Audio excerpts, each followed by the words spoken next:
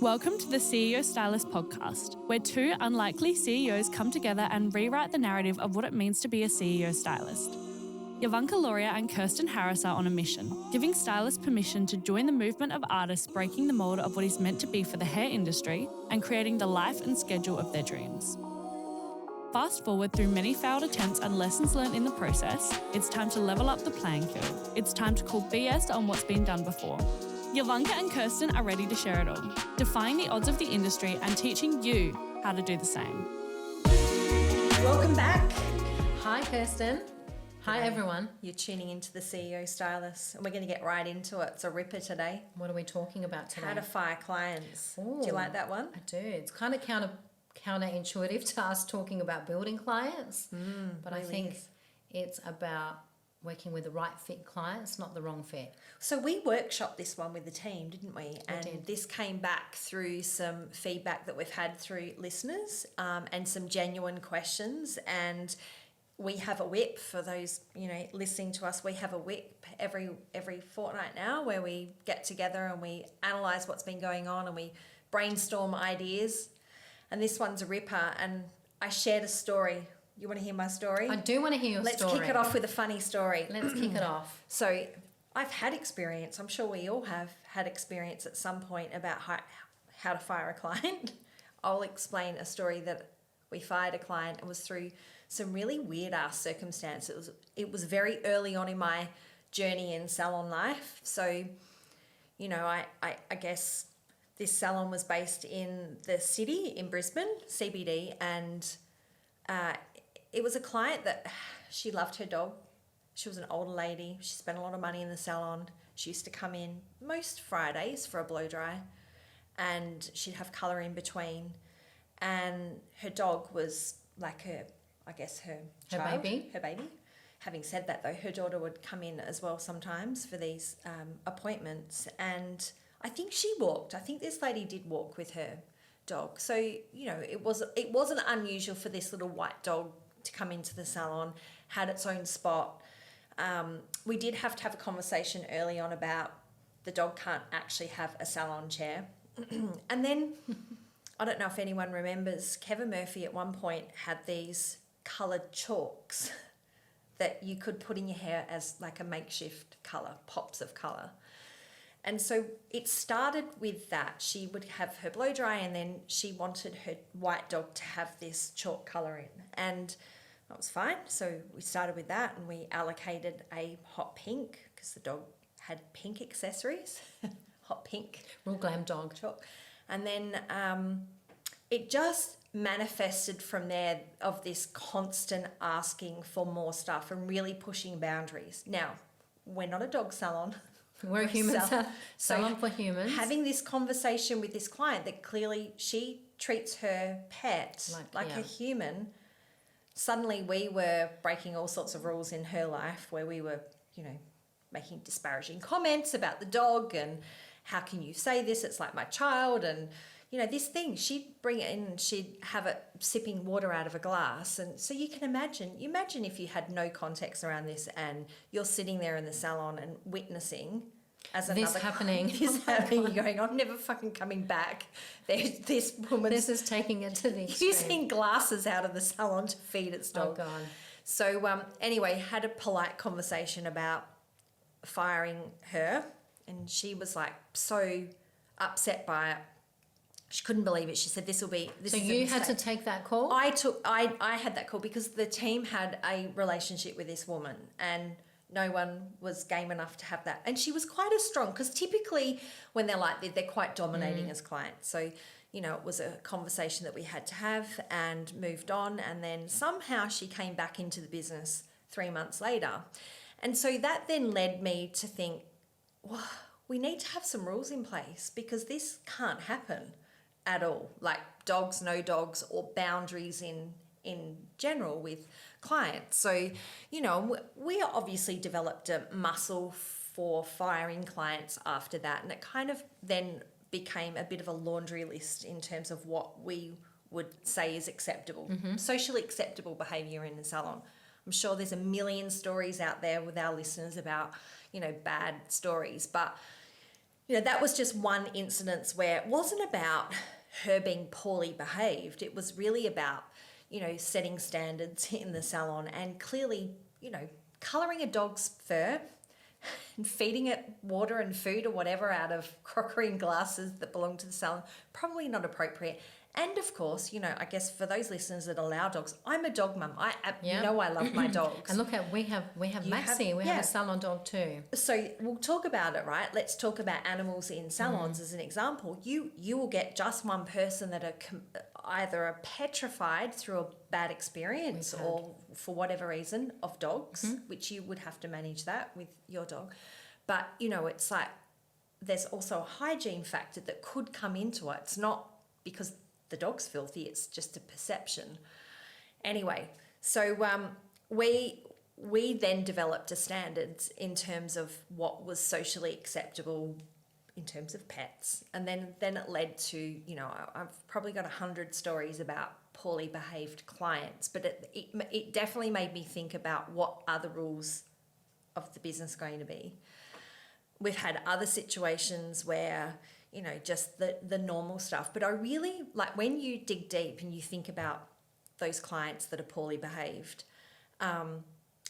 there's always a character trait that's similar amongst all of them. And it really, I guess my question in a rhetorical way is, what would you accept in your salon or what you wouldn't accept in your salon now? I mean, you've got clients coming in all the time.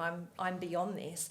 I guess it goes, not just salons, but business in general, what you would deem acceptable behaviour. Because it's a really, really I good call question. them vampire clients. They're vampires. I was going to say they are toxic. It's more, it's funny that hearing you say it now, because I had to also rethink, because we haven't had it in our salon for a few years now. Yeah. Because we've set, the tone and the pace and, how I was talking about previously, that strong consultation flow and also our strong marketing flow. So once you start attracting that ideal client, those toxic vampire clients tend to fall off because you get better at articulating your message and what clients you want. But in the beginning, I always refer, and I remember, because this was also happening to us, it's more so, and I hear it so many times when we get new stockers come on. And, this is the beauty of what we're doing, because they're still holding on to those clients, because we've heard it all before, that they've been a part of our salon for so long. They've been with me for 15 years.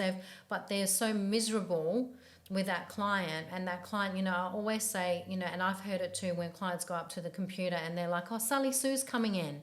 And, you already start bitching about that client, and you're already, not even bitching, you're already going, you're already on edge. Anxious. And that's what I like to refer it to. It's the clients, because I don't want to mistake, if there's any clients listening, I don't want to mistake clients who are making complaints or who are giving feedback. Yeah. That's not what we're talking about. No. And I don't want clients to ever be put in that category. Absolutely not. Feedback's important. Feedback is so important if it's done the right way. I guess what we're saying, it's more so that the energy when they bring, where it's not done in the right way and they're completely, also disrupting. I feel like we've had them in our salon a couple of times, probably like 2 or 3 times, where, you can see the faces of all the other clients, and especially our salon where it's so small, it really is that energy barrier where it affects everyone else. Yeah. Right? So it's always say at the end of the service, if you feel that and you can feel that ick in your stomach, and then you're also, because you don't want to have to explain yourself to clients or talk about that client, but there's been clients where they're causing a drama, whether it's, and we've actually had, now that I think about it, it's been an issue, maybe say they've come back for a retone colour. I'll give you just one example, and they didn't do it following the policy within, the first 3 to 7 days, and they would come back 3 weeks after, and then when they would go to pay for that toner, because they didn't openly communicate why, like they were rebooking for a colour, but they had this expectation that they weren't going to have to pay for it.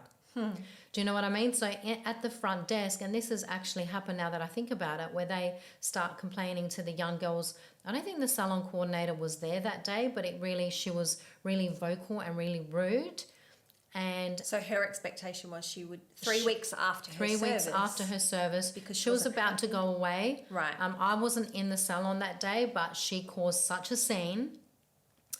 And, you know, all the clients as well felt really awkward, felt really uncomfortable. And that's what we're talking about when it's done unnecessary.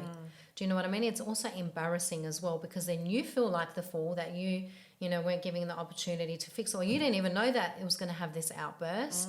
So that's what I'm talking about, or that's what we're talking about. Yeah, absolutely. You know? I think for me, like when I go back and think about, you know, my experiences with all the clients we've had to deal with over the time, I'm sure it's the same for our listeners.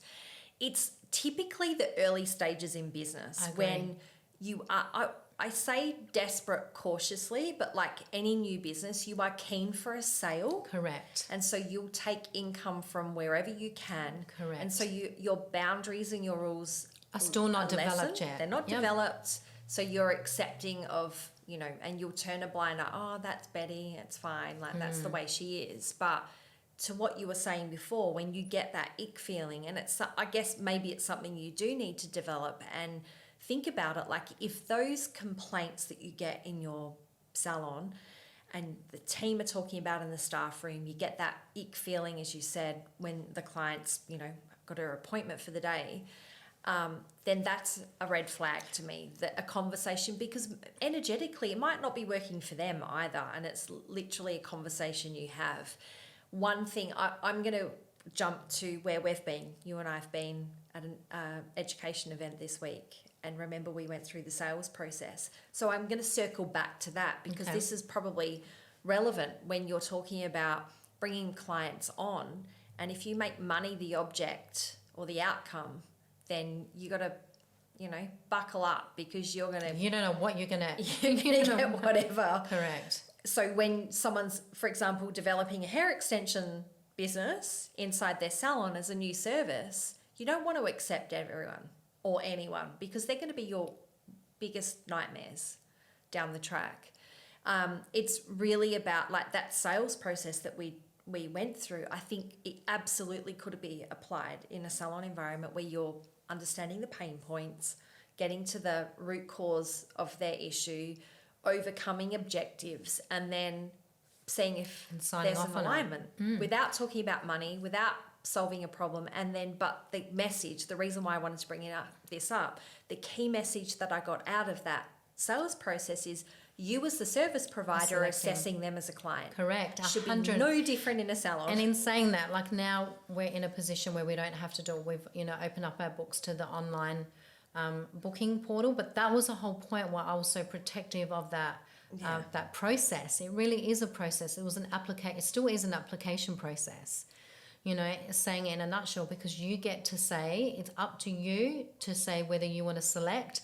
And if you sign off on it, that means that you've also missed the red flags because you didn't follow the process. And really, honestly, it's been such a foolproof system and a process that we've been able to apply that's why now it really hasn't happened. I can't even remember the last time, apart from that one sneaking in, which was, and also now that I think about it, Ash is like, yep, I think I had that red flag, you know, but I because I think we were quiet. And again, it's to what you were saying, which I never put that on her, but she's like, I'm so sorry, we were quiet and we needed, you know, the business. And she said, I went against the better judgment of my gut. And every time we've done that, it always bites us in the ass. It does. No matter, you think about at any, like outside of the salon business, right? At any stage where you lower your standards, it does, and there's a money line involved. There is correct. And what you said, if the alignment is not there, you know, even like talking about discounting, or if they're quick, like we had one actually yesterday ask about discount, and she's an ex-hairdresser. Ash said, I'm not sure about her. I just wanted to come check with you. She just wanted me. She kept saying, can you please just go check with Yovanka? Can we do discounts? You know, and she was being really pushy. And I said to Ash, no, like let her know, thank you for asking, but the only discounts that we do is Afterpay. And she ended up, you know, and I said, Ash, don't worry, like because again, it's been really quiet because of Fringe last couple of weeks. She said, I just wanted to check with you before I make the same mistake again. And I said, just don't do it. Let's not do it. We've learnt the lesson. And do you know what happened in the end? She booked. She paid in full. There you go. So it just goes to show. So what was the lesson in that? Well, again, we don't need to, you know, if you feel that in your gut And we're also, once you get to that process system, if that gut is, because again, it's, if they're a little bit unsure and they've got they're anxious because they've had such bad experiences, I think you need to be able to decipher, you know, what to alleviate, you know, how to alleviate their anxiousness, but never compromise on your standards or your service in order, you know, if they're feeling uncomfortable. It's still our job to win them over. Absolutely. You know, to be able to set that tone, because when you do, you really have less and less issues. Yeah. And then you don't have to fire them. No, and then you have a happy team. And you have a happy team. Anxiety, there's not the issues. Have you got a funny story to end with? I us really, one. I really surely don't have one. I actually really don't have a funny story. I think because I take what we do so seriously What here. about before? Before, I don't even think we were given the opportunity to fire them, to be honest. I think wherever we worked, it was just a no-no. I don't think I've ever worked anywhere before where it was acceptable. You had to put up and shut up. And Yeah, even right. if you didn't do them, they would book me with someone else. They would never fire that. I've never actually worked anywhere where they fired a client, whereas I just wanted to take on how to actually do it. And I think that's why once you get better of it, like you say, it's complete muscle flex. I don't ever, if there's ever been a situation that we have decided that client's not right for us, I never make them feel bad for it. I turn it around on ourselves and just say, look, I don't think we're the right salon for you. You're better off, you know, seeing another service provider or another salon or another stylist that can, you know, better fit your needs. That's all you have to say. Yeah. You know, or I don't think we can make you happy. I think that's what I've always said in the past. Like I said here, it's probably happened maybe 4 times. Wow. With clients in the beginning. But once we had that, you know, sales process it just got better and better. And now if it was to ever come up, that's exactly how I would handle it. You know? You know, the sales process we learned at Kerwin Ray this week. Are you going to train your team? Well, absolutely. I kind of always have trained them with that. Yeah. So that's, you know, I don't know if you've been around when we've done consultations. You know how big we are on consultation. So it was funny because I did Kerwin Ray 4 years ago, and that was I always had a barrier with sales because of the delivery of it. The icky feeling about asking for money. Yeah, it was more so asking, and also because we were such a high ticket price value. But I knew that I had something really special that was helping people. But instead of going in there trying to act like I was more assertive, Yes. because that's what I was probably doing in the beginning, like overcompensating to prove why we were charging what we were charging. Whereas after following that process, it really helped me understand and really just go down to a human level on how we could help them. And that's why we've got that series of, you know, before they even step foot in our salon, we email them a whole bunch of questions. Maybe we need to dedicate a podcast to consultations one day. Or maybe- and we'll talk about the sales process. Maybe we should invite our new friend on the podcast. Yes. How about Sonia, that? if you're listening. Sonia, if you're listening. Our new friend from Kerwin Ray. But because we've, you know, I mentioned the sales process, so I feel like compelled that I need to share a little bit about it. There were a whole lot of qualifying questions. I think we're happy to share some of that information in the show notes, but the fundamental importance is, one, not solving problems, understanding the problem, and doing more listening than talking. Even in a salon environment, it's listen, because the clients will always give you so many nuggets of information, and it's better to, because I can't imagine how many times this must happen where translation, and I'm not a hairdresser, my translation of a particular colour is not how you are trained as a professional. 100%. But it's our interpretation, and you're like, but that's not that colour, like brown, you know, brown versus red or gold or whatever. That's not, or blonde would probably be the typical one. That's a cool blonde. Well, it doesn't look cool to me. It looks like a normal beige blonde. No. And I really love what even Sonia reminded me, because you know, I thought we've got our consultation down packed, because really before the consultation used to be like, so what are you thinking of having done today, right? Show me a photo. That was the base level line, because everyone was so visual. It was like, show me a photo, but no one ever had a series of questions, you know, as in depth. And I really love something that Sonia reminded us of. She was even saying with colour, you know, everyone should have a consultation form where it even asks them question, you know, how long ago did you previously have bleach in your hair? Yeah, and what colour is your natural hair? What colour is your natural hair? Because even asking those simple questions. So true. You could be coming, the client could be coming to you, it looks like their hair's brown, but how do you know that they don't have a bunch of highlights underneath, that they've had it done elsewhere and went somewhere else to get it fixed?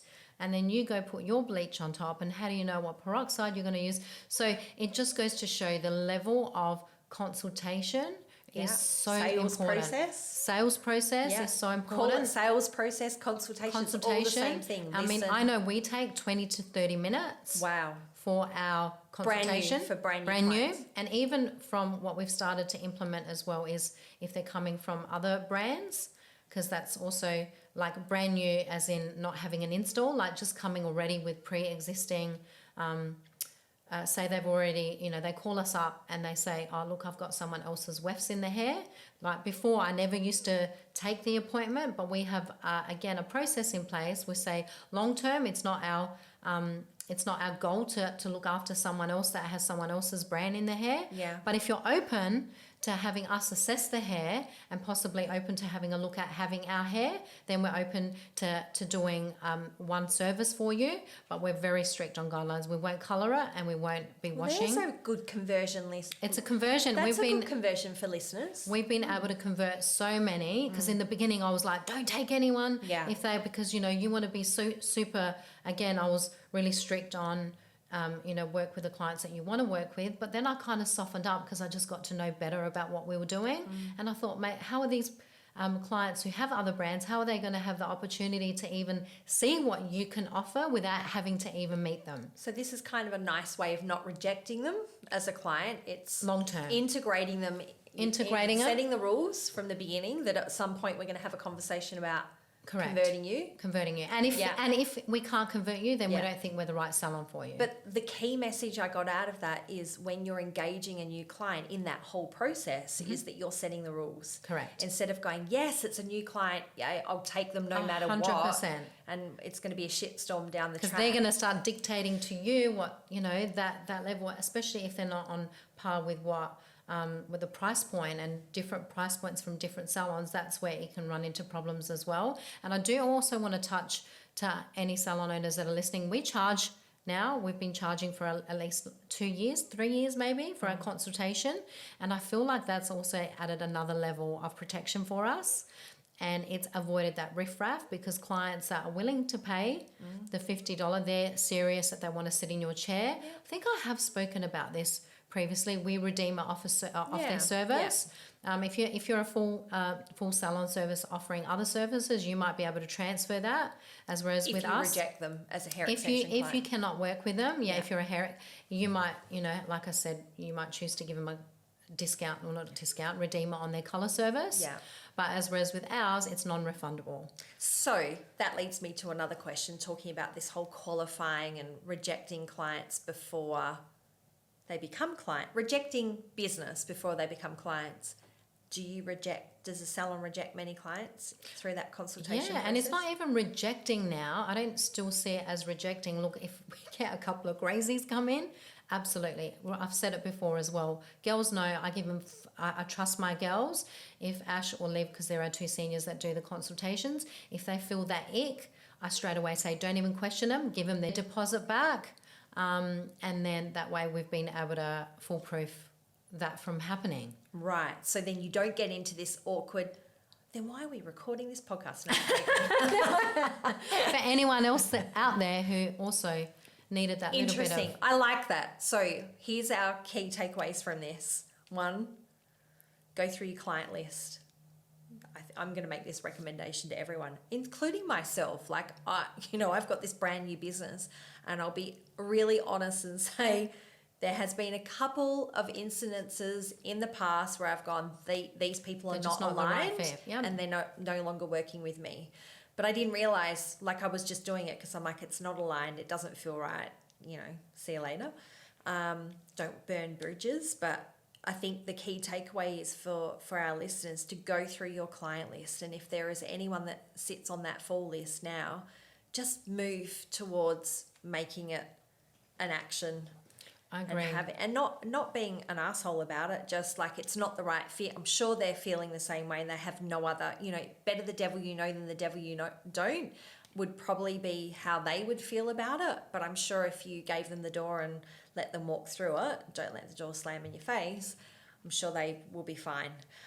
Damage control, so you don't want them, and handle it nicely. Otherwise, you'll end up with some awful reviews on Google that you can't undo. But don't be scared of that, not to let them go. Of course, yeah. There's always two sides, and somewhere in the middle falls the truth.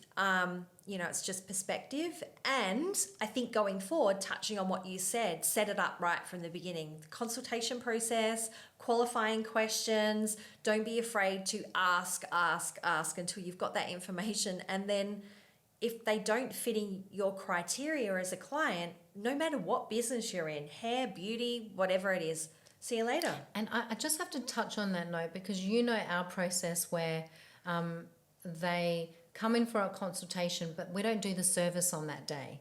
Yes. So we true. do, and I think that's another... is that like thinking time? Well, it's not thinking, because for us, we have to prep the hair, get the hair ready. Okay. And also we don't have a space for 3-4 hours that week or the next week to book them in. That's why it's a process where they come in and then we assess. They're on a wait list, more or less. Well, yeah, they're on a... They decide whether it's right for them, and then we decide whether they're right for both ways. But we've been doing that since we first started. So I'm not sure. I know. Yeah, you had to wait 3 months. There was only 2 of us doing it. I'm like, what the fuck? Why do I have to wait so long? I feel like if we can encourage other salon owners, I don't know if they'll do it though, because when you're talking colour, they book in for that day. Bold. And they have like 5-minute consultation. We should, if anyone else has this issue come up, I'm actually really curious, because I know now I deal with a lot of, extension salons. There's not a lot of our stockers who are doing. Are they accepting appointments on the day? Are they accepting appointments on the day, or consultations that they do on the day? And do they think they could do it the other way, where they could do a consult, a FaceTime consult? Even if they've got the gap, to build the perception that they're busier than what they are? Well, not even busier than what they are, finish off the process in the right way, because I tell you what, that will stop it from happening as well. Yeah, if they've signed off on it as well, you will know after that, because the clients that book in, like we never hear from our clients, because also, we've got that full email marketing journey that once they leave, we've also also got them on a follow-up. So there's those touch points that alleviates any of their concerns. That they're not, and that diminishes any option for them to perhaps go to Google and go to town. Or not even go to Google, like email you, message you, because they're still sending you 5 photos. No, now I like this hair. Now I like this hair. Now I've got a second opinion from someone else, and they're stressing. Sounds like me. I know, you're fine. You're not that bad. You're not that bad. But where they're putting that for anxiety, because that's what needs to stop. I hear that all the time. We had a stockers call us the other night saying the same thing, like what did I do wrong, and where did I go wrong? Yeah. And then when I gave her that feedback as well, I said, after I listened, firstly, I don't think she sounds as bad as what she was saying. I said, but here are the foolproof steps that you could have taken in order to set those boundaries. And it is a process. It's not just what you're saying or what we're saying, the process. It's also the email marketing, which we're going to speak about in our next podcast. We are, aren't we? As well, because I feel like that will also help alleviate that stress point. So what's going to be your finishing little So my finishing points? point, I just want to say, if there's any stylists out there who are just salon owners or stylists who are just doing colour, if you have that happen, email us, reach out, let me know, because I'm really curious to know, does that still happen? Them booking their appointment. They're booking their appointments, and would they be open to doing it, the other way, where they book their appointment maybe a week later or 2 weeks later? So have a consultation, whether it's a colour extension or both, whatever it is. So if they're brand new, do a consult and then a staggered appointment. And give you the extra opportunity to see if they are going to go rogue. I'll be interested to see. And to see. And I think my parting tips are as well is how you handled it. I think for me, it's always been, do not do it in an email, do not do it in a text. You need to really pick up the phone. That is a really good point. And have that conversation verbally. I can't imagine putting something in writing to a client to fire them. Don't do it in a text or email. They could go to town, especially not with socials the way it is. That is a sure way to, A sure way. And every single client that I've ever spoken about, whatever